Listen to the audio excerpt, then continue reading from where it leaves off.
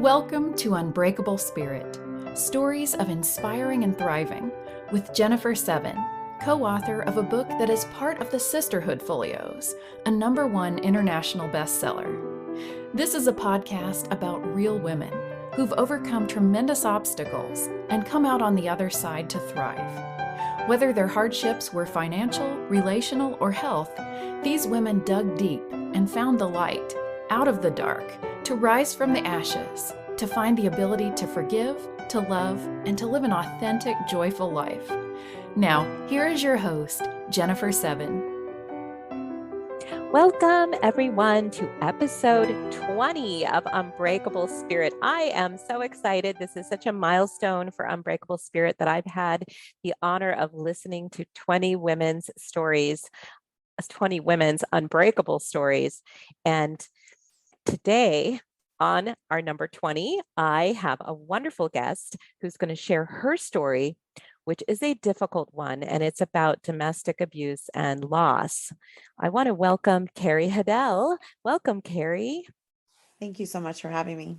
You are very welcome. And let me just tell you just a little bit about Kerri before we dive into her story. Kerri's had some amazing work in the corporate world. She actually started working with a startup airline until the company went out of business. And then she went on to become a flight attendant for a small regional carrier. And actually, while working as a flight attendant, she flew through 9/11, and then she met her ex-husband.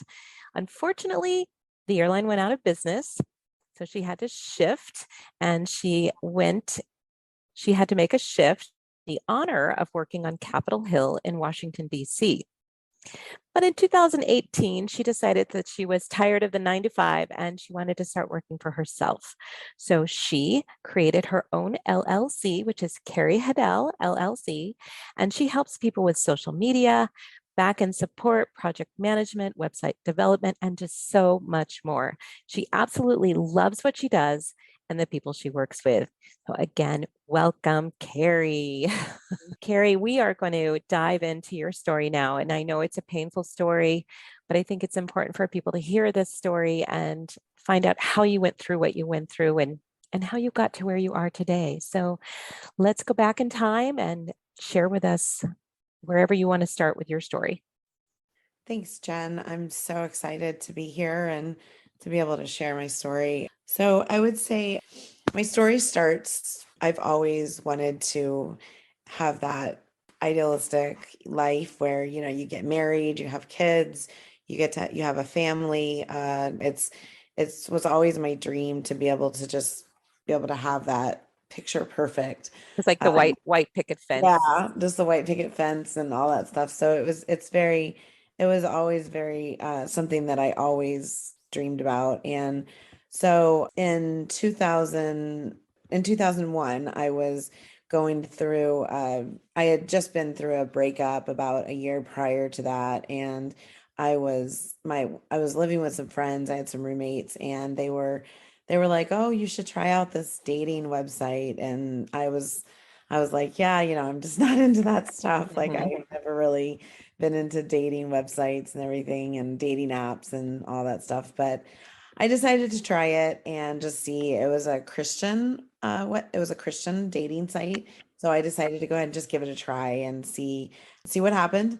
And so I did. And I got on, I was on for about 3 days and I met this guy and we started talking, and I mean, everything about him just seemed perfect. He was amazing. And we just had so much in common. He was from Rochester, New York.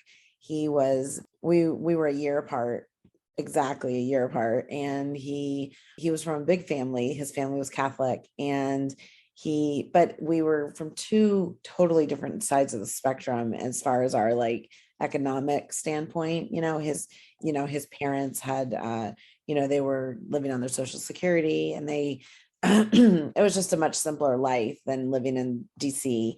So, but I always thought, opposites attract, they say. So I felt like it was going to be a good match. And we soon transitioned to emailing and talking over the phone. And it got to the point where we would talk for nights on end for like 3-4 hours. And I remember remember when I first told him that I loved him. I remember working for the airlines at the time. So I was able to fly back and forth to Rochester from DC. And so I remember the first time I met him, we went to Friendly's. That was our first. Oh, yeah, I Yeah. actually worked for Friendly's in college.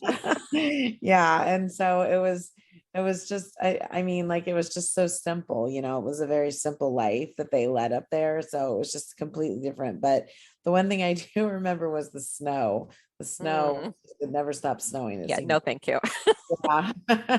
So it was definitely an interesting time, the two of us dating. And Yeah, it's like long um, distance, yeah. romantic, exciting. Oh yeah, yeah, it was exciting. And I mean, going up to Rochester, I actually enjoyed the break from DC, from all the hustle of DC and everything. It was really great to be able to just be in a very simple area. Never been to upstate New York. It was so funny. The first question I asked him was, so we would go to Rochester, and I would ask him if he had gone to New York City, and he was like, that's like 8 hours away. So, or 4 hours away, or 5 hours. I don't know how far away it was, but it was like, it was insane that he thought that that I thought that he actually like could hop over to New York City from Rochester. Oh, because you didn't know the geography. No, I didn't know the geography. It's a big state. So it was like, I just assumed that everybody in New York goes to New York City. Yeah, yeah. So anyway, it was just a really kind of a funny little thing. But anyway, we got really close. I got really close with his family. He's one of 6 kids, and he has like 15 nieces and nephews.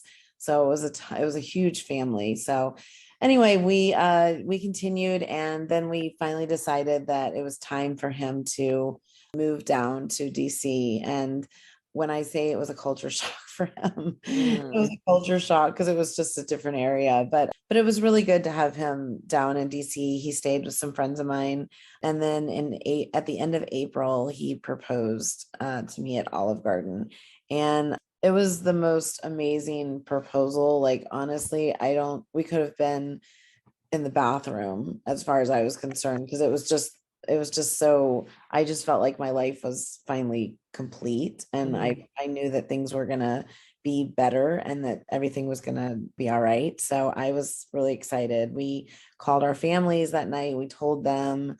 I was telling friends. I mean, I was like ready to start planning. We chose May 18th, 2003 as our date to get That was wedding. a year later. Yeah. Okay. Yep. So we got engaged in April of '03.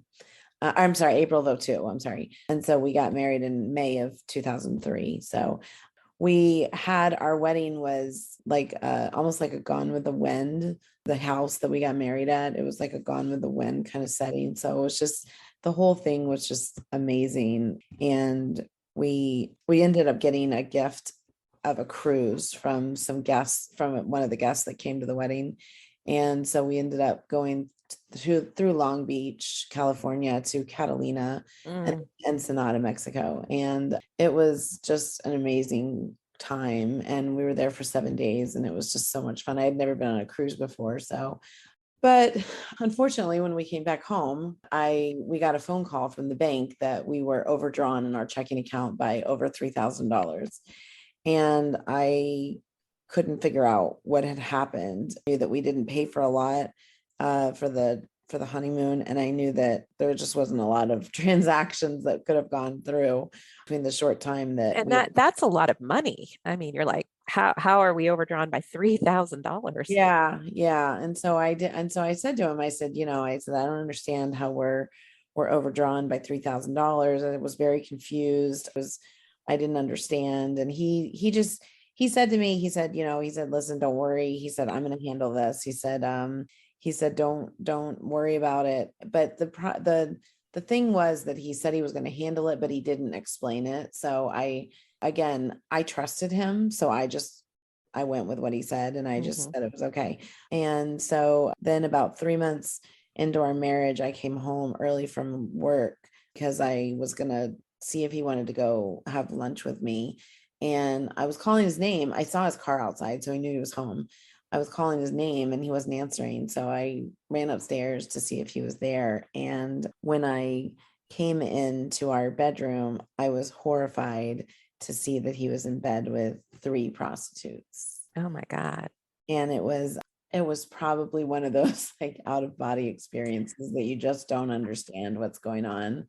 And I was frozen, and I didn't know if I should run or if I should stay and ask questions or what I was very confused. I can only imagine. Yeah. I can't imagine. Yeah. And so I ran, and I ran downstairs, and I just started screaming at the top of my lungs, and he came downstairs, and he tried to console me and tried to talk to me, and there was just no talking. I didn't know what to, I didn't know what to talk about. It was, You must have been in utter shock, just shock. yeah, it was the most shocking thing probably I've ever experienced in my life. Yeah. And I didn't know what to say. I didn't have any words. I was speechless. And he just kept like rubbing my shoulder and just saying, everything's okay. I'm sorry. Like, it was just, but like, you say you're sorry for like accidentally running into somebody. You say you're sorry for like, just for misunderstandings, but this was a misunderstanding. I mean, it was, and so it was very, very, it was a big turning point for me, what I thought was a big turning point. But he said to me, he said, "Don't worry, it's not going to happen again." He said, I love you. I care about you. I care about this marriage. And again, I trusted him. I trusted that he was okay and that things were going to be all right. And we were at a Bible study. This about 3 months later, we were at a Bible study, and he was talking to some of the people there, and he was talking about that he was struggling with some stuff that he just didn't feel like he could explain or talk about. And so we got in the car later that night, and I said, what were you talking about? And he said, well, for 15 years I've been addicted to pornography. And I was confused, because I was like, You're why like, where did this come from? Right. why am I just finding this out after Yeah. we've been married for 3 months, and you're like my person? And he was like, I just didn't know how to say this. And I said, well, did you think to say this like when we were dating? Did you Mhm. say this like when you proposed to me? Did you think to say this before we got married? Like, did you, and so I did what I thought. So his family, they're very devout Catholics. Two of his brothers are pastors. So I went to his family, and I just said, what am I supposed to do with this information, and how do I help your brother? And how they responded to me was shocking. They said to me, "Oh, we know." Oh boy. And I said, "You know?" I said, "How do you know?" And they said, well, we've known for years. And I said, Ah, did anybody feel like they needed to say something to me about this? Like, I mean, this is my husband. I mean, it's just, and so it was very, my mom uses the word hoodwinked. My mom says we were hoodwinked. I honestly had never heard that term until my mother used it, but we say that, my mom says that. And so to this day, I think back, and I'm like, it just doesn't, I don't understand. Like, it's like a lot doesn't add up. Can I yeah. ask you a couple questions? Yeah. So you were together how long before you got married? So we met at the end of 2000, in December of 2000. And then he moved to DC in April of 2002. So it was 3 years before you actually got married, and no red flags along the way, or do you Oh, look? No. no. And this, Treated me like a queen. wow. And so then there's this family, this very Christian religious family who has this secret. Mhm. How in the world did they reconcile that? I mean, pornography? That's pretty Yeah, non-Christian. it's Or him getting yeah, help no, along it the is. way. No, it is. Yeah, I mean, it is. It was difficult. And I mean, but the thing I think that was, I remember like I remember his mom talking to me, and she was telling me, she said, Kerri, she said, whatever happens with him, she said, you need to know that you are called to leave and cleave. And that's in the Bible. Okay, And what is leave? And I understand cleave. I'm not sure what the leave means. So in the Bible, it says you're supposed to leave your family. So I leave my Oh, family, okay. I cleave to my husband. So, and the reason that was so impactful of what she said was because there was a moment, there was multiple moments, but there was a moment where we actually lost our place to live, and we were actually having to stay with people, kind of rent a basement and stuff, and it was because of his issue. And so he basically bankrupted us. I didn't file for bankruptcy, but he bankrupted us to the point where we couldn't pay anything, and we had to downsize all of our stuff. And so we were staying with this woman who was a friend of my mom's, and she herself was a very strong Christian, and she knew about his problem. And she just said, I'm just letting you know that if this happens in my house, he has to leave. Like, she wasn't comfortable with this going on in her house. Yeah. So He, it did happen. okay. It did So happen. he Yeah. ruined your finances because he was doing online, or was he still like actually with people? So Paying he to be didn't with have any people. more people after the one Okay. that I caught him, but that's not to say that he didn't go meet people. Oh, okay. It just wasn't in your Yeah, home. right. And he worked, a job to help pay for all of this? Well, so that's the other thing is, my dad, my dad helped him get multiple jobs. My dad helped him get a job with on Capitol Hill. My dad helped him get a job with the airlines. And while on Capitol Hill, he was found looking at the computer. Wow. Lost his job. Oh my goodness. And so, yeah, so he was constantly losing his job, constantly losing opportunities all the time. And so what ended up happening with this woman that we were staying with was he broke the commitment that he had to her, that he wasn't going to do anything. And he was asked to leave.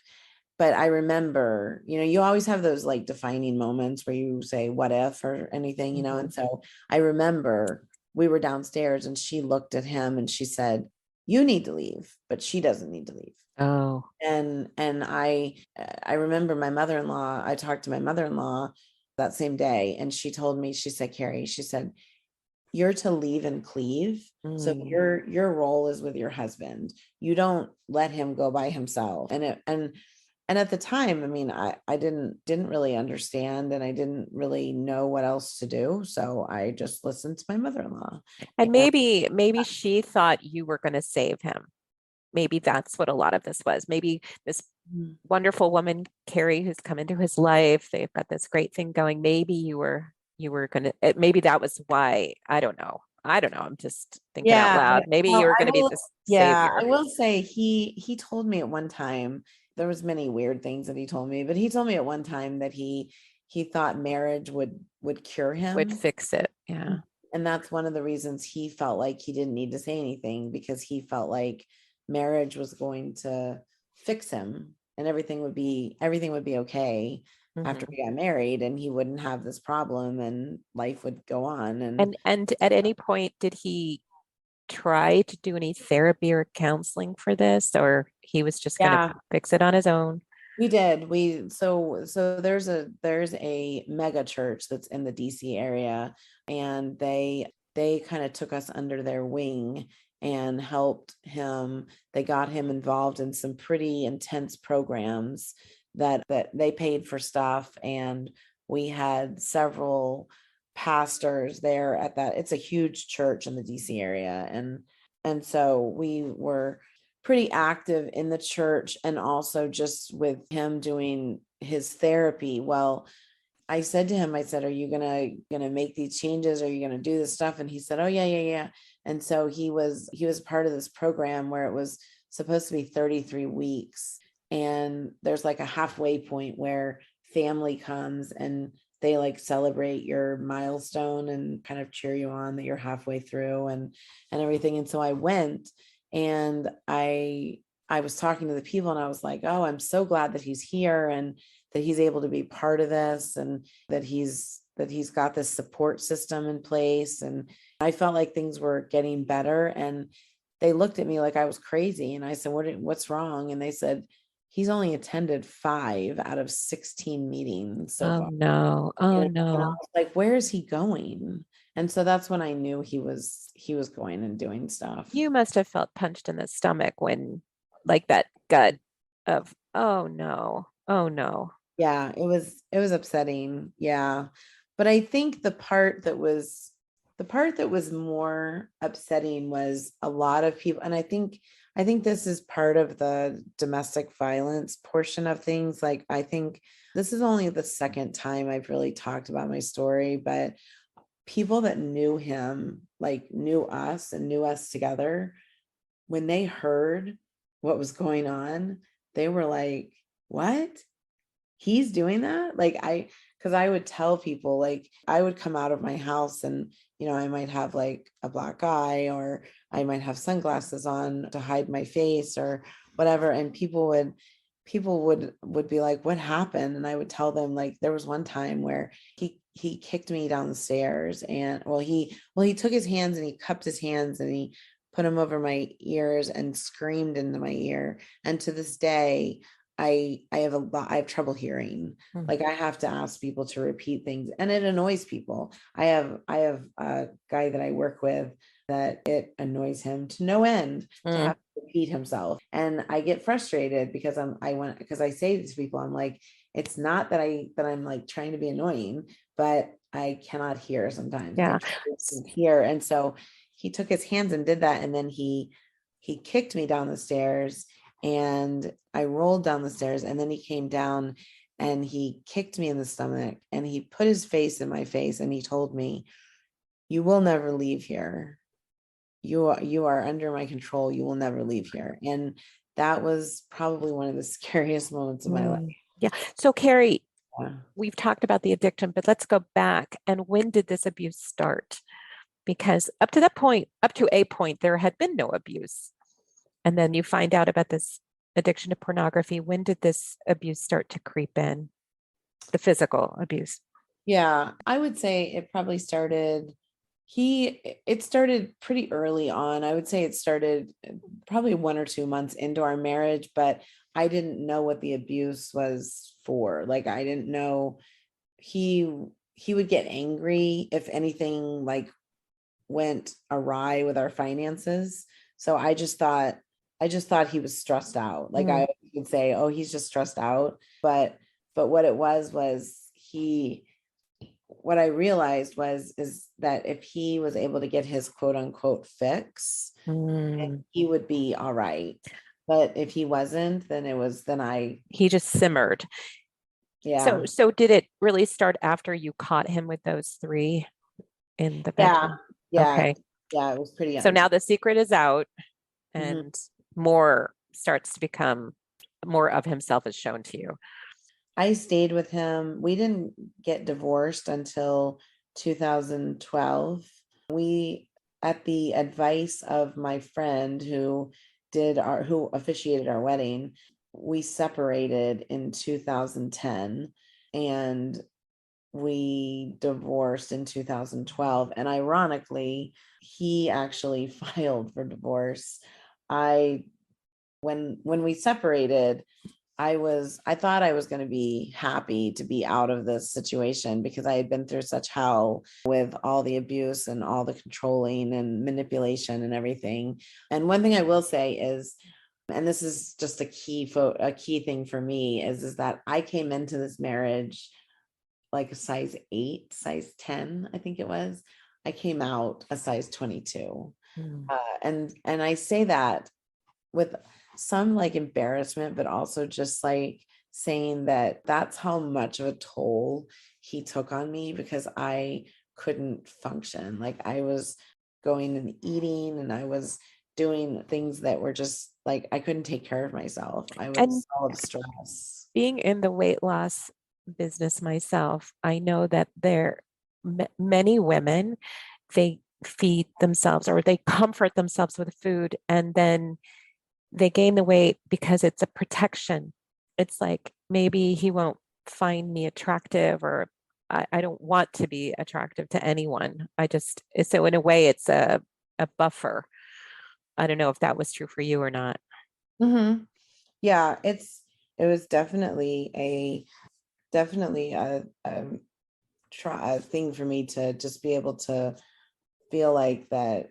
I don't know. I felt like I lost myself. Mm-hmm.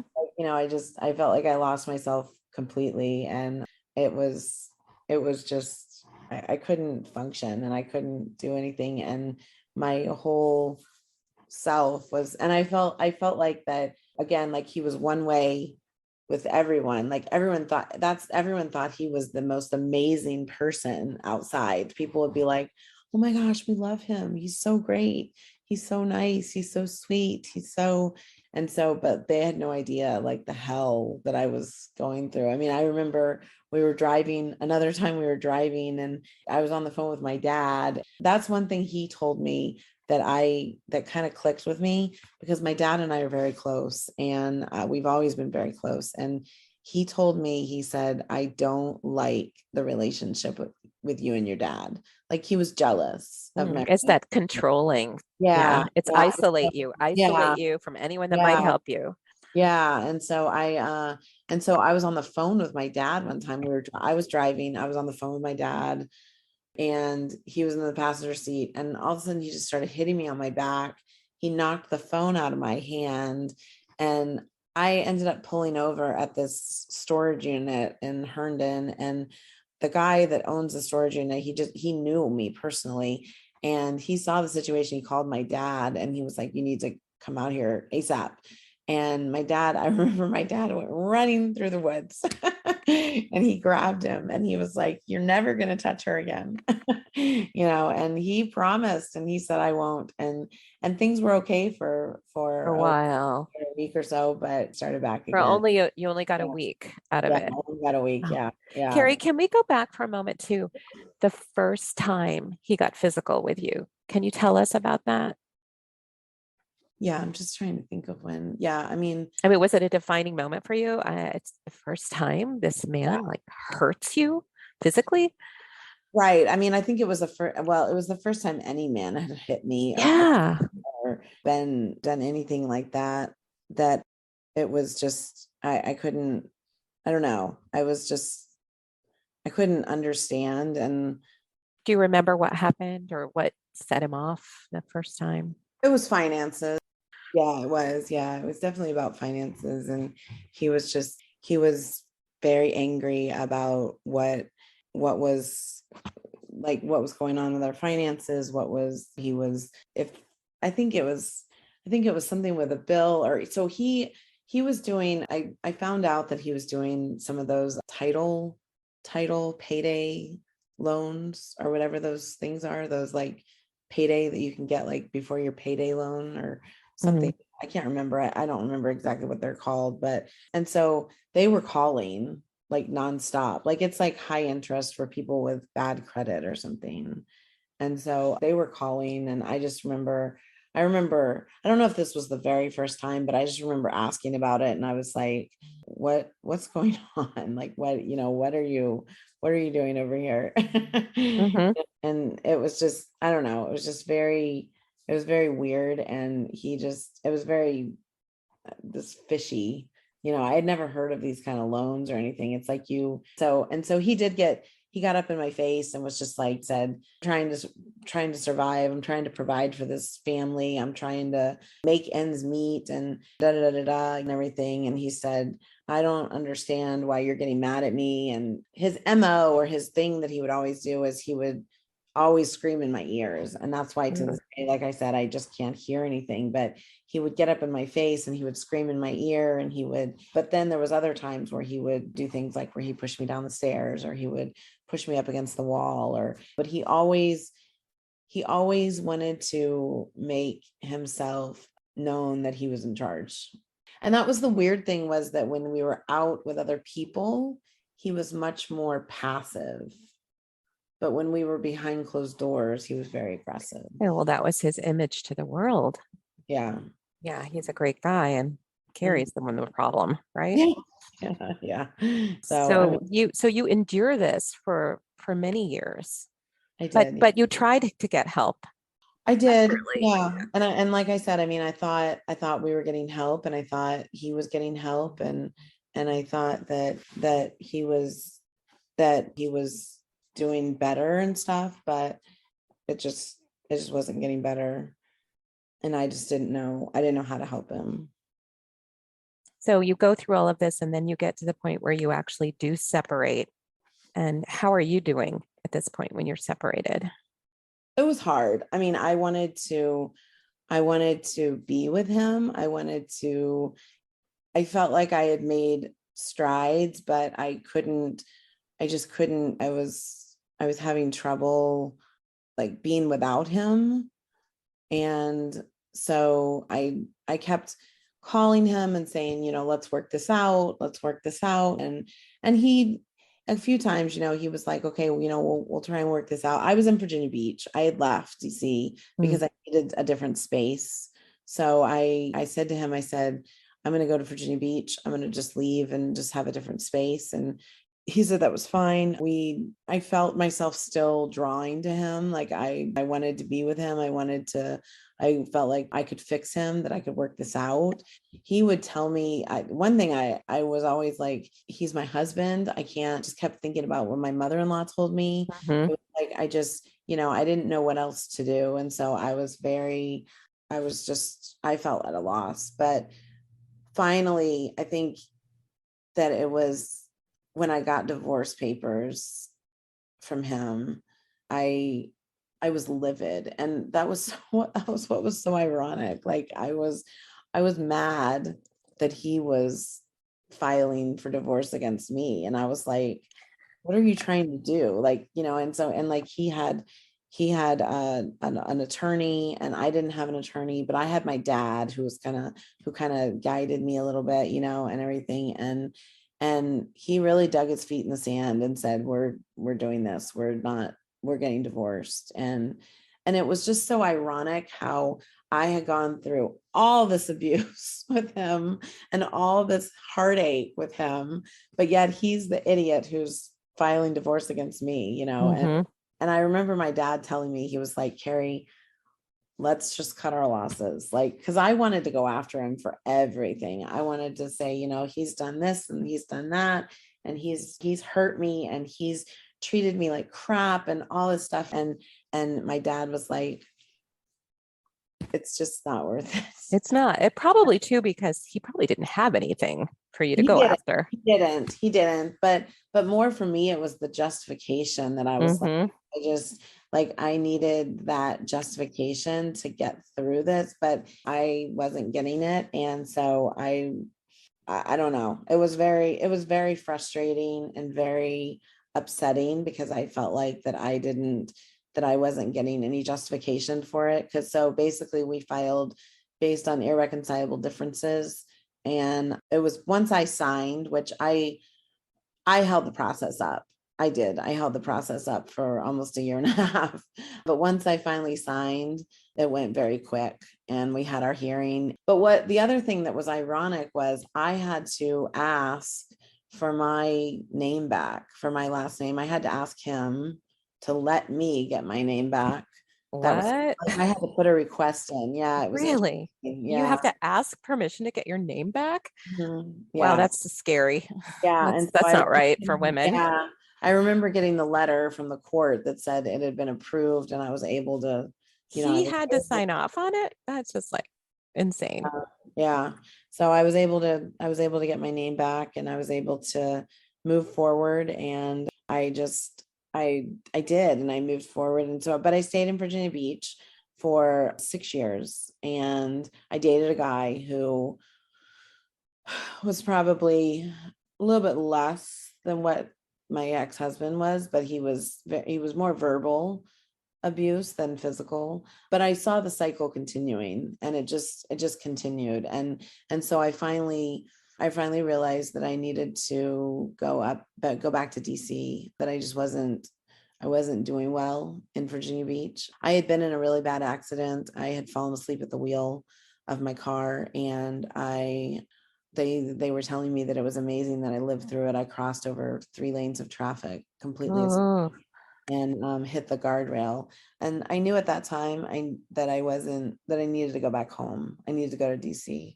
So I went up to DC. I stayed up there for a while, got a job in a daycare, and then had a couple of other like small kind of dead end jobs. And in 2014, I got really sick. I got to the point where I could not eat.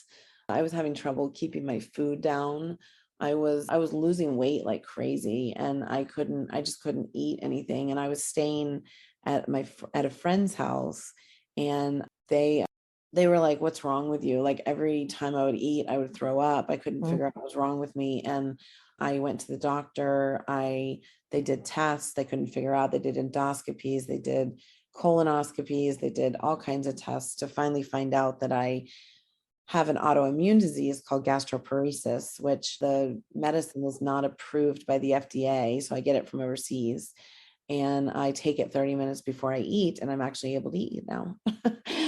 But amongst all of that, I mean, I even had lymphoma at one time. Amongst all of this, I truly believe that all of this was due to stress and due to all the stress that I endured for the 10 years that I was with this guy. And so I met a new guy, and I thought he was amazing, and we dated, and he helped me kind of get myself reestablished, get myself back on solid footing. We dated for 7 years, and he was amazing. And he was a personal trainer, and he really helped me get myself back on track and just kind of get a solid footing and everything. And everything was going really well. And then COVID hit, and right as COVID was hitting, I found out I was pregnant. And I found out that I was pregnant with twins, and I was elated. That was another dream that I had, and I was just so excited. And so I found I was pregnant, and my pregnancy was difficult because I was dealing with weight issues and just health issues and everything. At 16 weeks, I found out that I lost one of them, but they were not able to I wasn't able to have a DNC or anything because it would hurt the other baby, right? Yeah, they shared a placenta and a sac. Oh boy. So yeah, so it was a little bit weird for me having a child. Wow. I can only imagine what that does to you. And are you still with the guy at this point? Are you guys were you still together at this point? Yeah, we were. Yeah. Okay. And so then in November, right after Thanksgiving, I went into labor and gave birth, and they both came out. And the one that was alive, she was taken to the NICU immediately. She was 1.6 pounds. And that began a journey that I never thought I would do, but I was at the NICU all the time and I was spending the night there. And then I remember I decided one day that I was just going to take the night off and just not be at the hospital. I needed just a day to sleep in my own bed. I got a phone call from the doctor that night, and he said, "She's slipping and you need to come." And I tried to get there, and I didn't make it. I missed it by a minute. Oh, I'm so sorry. And it was hard. Yeah. Hard. Yeah. Oh gosh, you've been through so much. Yeah. So after that, I came out to St. Louis, which is where I'm from. Came out to St. Louis and been out here and working. And I have a guy who I've been working for a while now, and he's been helping me. He and his wife both have been helping me and just helping me out tremendously with my just transitioning from losing the babies to figuring just out next steps. And where is the man that you were so happy with, who was the dad? What happened with that? in DC, yeah. But you're not together anymore? Or No. you are? Oh, okay. No. So another loss, honestly. Yeah. And so now I've back in a couple of years ago, I had talked about doing a podcast and putting a podcast together for women that are involved in domestic violence. And I still want to do that. And I still want to have that space for women. I think that that will come, but it's been, I'm hoping that now is kind of an opportunity for me to be able to transition into a new space in my life. It's been hard, but I'm excited, and my business is going well, and I'm just excited about the possibilities of transitioning with everything. And How are you healing? How are you healing from all of this? Or what are you doing to help yourself heal? Because it's a lot. You've been through a it is, lot. yeah. I've got some really close friends. I've got one amazing friend. He's just been really influential in my life, different than the one that the guy and his wife that I was saying. But this is a guy that we've kind of been seeing each other a little bit, but I'm just really excited about just the new things that are happening in my life. I've gotten great opportunities, and just the support system that I have in my life is really good. And I'm keeping my circle very small. Mm-hmm. I don't really open up to a lot of people, but I actually, last night I was like, can you read this and make sure that it looks okay or sounds okay what I'm writing for this Your podcast? story, the story. And my friend that I was just saying that I was telling him, and he messaged me, and he messaged me last night, and he was like, this is so powerful. He's like, you're gonna do amazing. So Yeah, I, and you Kerri, know, you have such an unbreakable spirit for all that you have been through. It is amazing you're still standing while all of this. mhm. And now you've developed your own business and you're working hard and you want to help other women that are going through something like this. And if you had something to say to women that might be experiencing what you're experiencing, what would you say? I would first say that I understand. I understand where you're at, because I think one of the questions that a lot of people ask me, and I'm sure that other women can relate to this that have been in this situation, is why did you stay, or why are you still there, or why are you not leaving? And that's a very hard question to answer, because I mean, it's easy for us looking on the outside to say, I'm not going to put up with that. Like, I'm going to Mm-hmm. leave if somebody hits me. I'm not going to put up with that. I'm going to call the police. But see, that's the thing. I never called the police. I never filed a report. I never did any of that stuff. And so it's, unless you're in that situation, you can't really understand why and I say we because I stand with these other women, but I say why we can't leave. And so I would say to them, do what you can to get help and get support, because that's one thing that I think if I had felt like that I had some support, I may not have stayed as long as I did. I may still have stayed, I don't know, but I didn't really feel like I had a ton of support, and I felt like that people were telling me what to do, including him, his family, my friends, and also just really, like, if you're in those relationships, like, before you get married, like, really get to know the person that you're marrying, because I really did think that I knew him, and I was shocked to my core at the things that I went through. Yeah.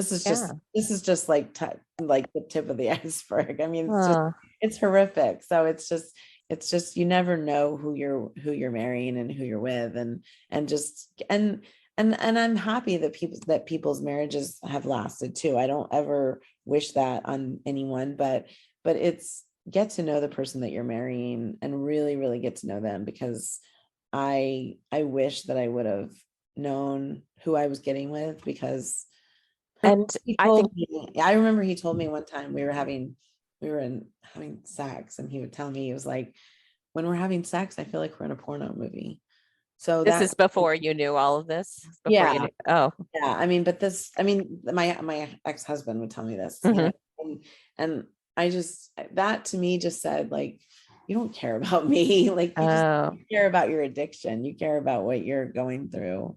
yeah. So, And looking for red flags prior to mhm, getting mhm. married, which I don't know how you were having an idyllic Probably because it started long distance, but then you have his family who was really keeping his secrets and pressuring you to stay in there with it, which is really, I don't even know what to say. Yeah. It's complicated. It's complicated. There are many, many layers to this of what you went through. Yeah. Did you find that the church, even though he didn't stick with it, did you get some support there? Did that help you at all? I did, but what I will say is while we were very active in this church, there was a lot of awkwardness because he didn't attend. And so when everything was kind of said and done, it was difficult for me I think it was difficult to mend the relationship with me in the church. I didn't do anything wrong, but I was associated in that sense. And I think it's hard to explain, but I just think there was an awkwardness afterwards, and I haven't attended that church. Mm-hmm, mm-hmm. Yeah. Well, I was wondering if they were trying to also encourage you to stay in that relationship. No, I mean, they offered counseling and stuff, and we did do counseling with them. But I remember someone from the church even said to me, look, if he's not going to get the help, we can't help you, right? Yeah. And so it was and I think there was at one point where I was kind of going it by myself. They were like, this is great that you're here, but if he's not going to come and be a part of stuff, we can't just. I get that because Yeah. I went through some therapy, family therapy. And if my ex-husband, he wouldn't show up, I got fired by my therapist. It was it's like, well, sorry. And I was crushed. I was so crushed because you're like, wait a minute, this is my lifeline. This is, you've got to help me here. So it was difficult and that's why I think that the relationship was just kind of awkward. Yeah. I was just wondering if it was a resource that we would offer to our listeners, they're an amazing church. I will say that they are an amazing church, and they have a great mission, and they're huge in the DC area. I mean, they're huge, but they've got planted churches, and a lot of people I know have been to that church, and they're very big on outreach. So yeah, I'm sure that they could help people. I think for us, it was awkward because he wasn't doing his part, and we don't really know what to do. Mm-hmm. Well, Kerri, I so appreciate your sharing this very difficult, painful story. And I know that there are listeners out there who may be going through something similar, and to see that you got through it and you are healing, you are unbreakable, you have your business going. So if someone wants to reach out to you, are you open to them reaching out to you to talk about domestic abuse? I know that also you can help people with your business. I am. Yeah. So the best way to reach me is probably my email. So it's Kerri, Kerri, and H as in Henry, 1275 @gmail.com. Okay. And so you would be comfortable talking to people about domestic abuse? Yeah. And then just anything you want to share about your business? So my business is, I do social media, I do VA work, definitely open to having a consultation with anyone. Would love to talk about your business, help you with any of your project management stuff, social media, anything like that. Definitely can reach out via my email as well. Awesome. Well, again, I want to thank you for sharing this story and your journey, and wishing you all the best and all the healing and all the good things that can come to you in your life. And thank you for being willing to talk to people about this very difficult subject, and being willing to talk to them individually if they're seeking help. Thank you.